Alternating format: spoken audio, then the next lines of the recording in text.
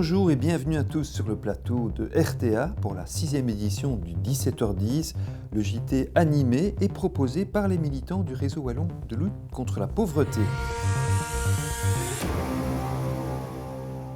Au sommaire de cette édition, les futures élections du mois d'octobre, ça approche, et puis surtout la réduction des inégalités.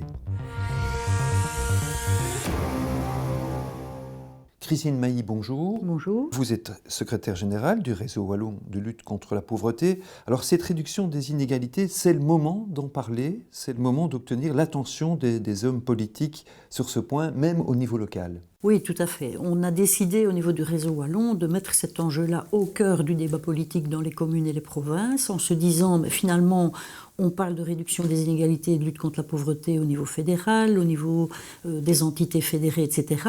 On en parle aussi au niveau local, mais généralement davantage dans les CPS ou à travers des projets spécifiques particuliers portés par certains plans de cohésion sociale, etc.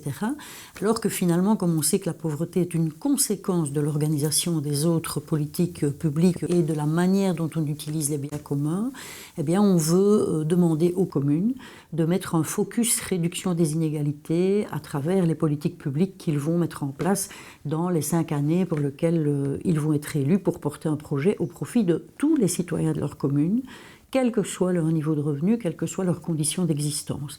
Donc un point d'attention sérieux et accru sur cette question-là, et ça aussi dans les provinces.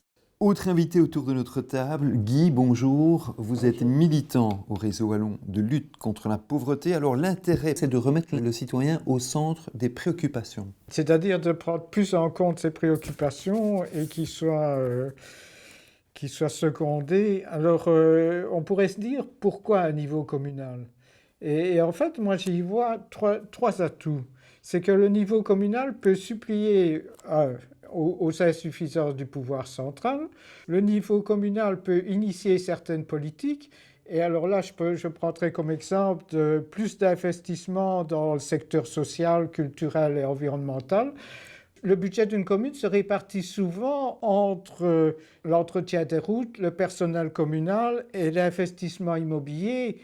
Et puis, basta. Et c'est trop peu dans une société bien organisée. Et le troisième intérêt que j'y vois, c'est de répartir les responsabilités et le financement sur plus de têtes.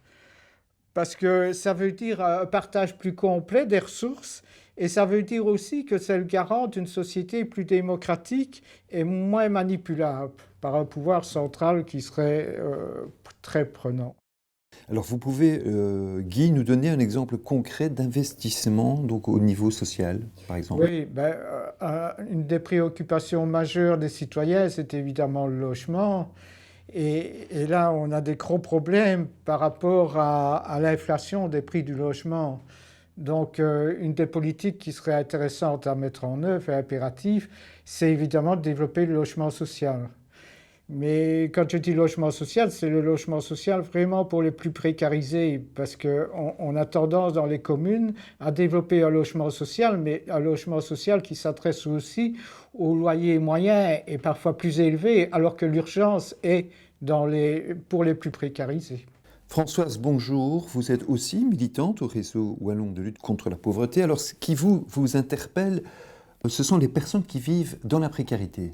Je trouve que les personnes qui vivent dans la précarité sont déjà très démunies au départ. Ce qui serait intéressant au niveau communal, c'est d'améliorer en tout cas l'assistance sociale de première ligne. Parce que je me suis rendu compte ici dernièrement, j'ai un cas concret avec un ami, de la lourdeur administrative, la difficulté de remplir les papiers, l'accès aux droits, le manque d'informations. Non pas parce qu'il n'y a personne qui les aide, mais il n'y a pas assez de personnel en fait. Et ces gens-là, ils sont déjà dans une situation très difficile. Et si on leur donne une tonne de papier, que ce soit au niveau communal, que ce soit au niveau du CPS ou d'un logement social ou n'importe quoi, ils ne savent pas remplir les papiers, donc ils sont encore plus précarisés. Christine Mailly, dans les propositions concrètes que vous allez faire aux hommes politiques, y en a-t-il une que vous voulez adresser plus spécifiquement aux pouvoirs locaux ?